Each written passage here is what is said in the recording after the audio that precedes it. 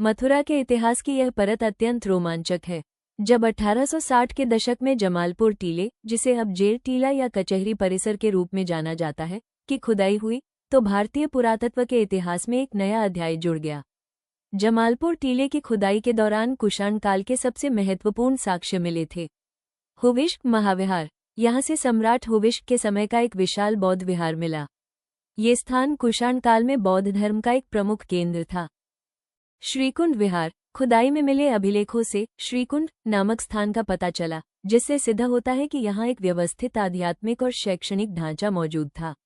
अभिलेख, यहाँ से मिले शिलालेखों में विहार शब्द का स्पष्ट उल्लेख है, जो उस समय की धार्मिक उदारता को दर्शाता है।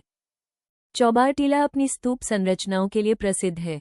रहस्यमयी मंजूषा, यहाँ खुदाई के दौरान एक पत्थर की संदूकची मिली, जिसके भीतर एक सोने की मंजूषा रखी थी।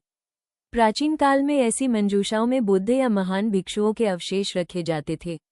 बुद्ध की मूर्तियां, यहाँ से प्राप्त बुद्ध और बोधिसत्व की मूर्तियां मथुरा कला शैली, मथुरा स्कूल ऑफ आर्ट का उत्कृष्ट उदाहरण है, जो अब संग्रहालयों की शोभा बढ़ा रही हैं।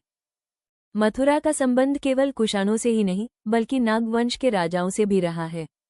पुरातत्ववेत्ताओं के अनुसार कुषाणों से पहले और उनके पतन के बाद भी यहाँ नाग राजाओं का प्रभाव था। नागों का बौद्ध धर्म के प्रति सम्मान और उनके द्वारा बनवाए गए मठों के अवशेष इस बात का प्रमाण है कि मथुरा विभिन्न संस्कृतियों और धर्मों के मिलन का केंद्र था।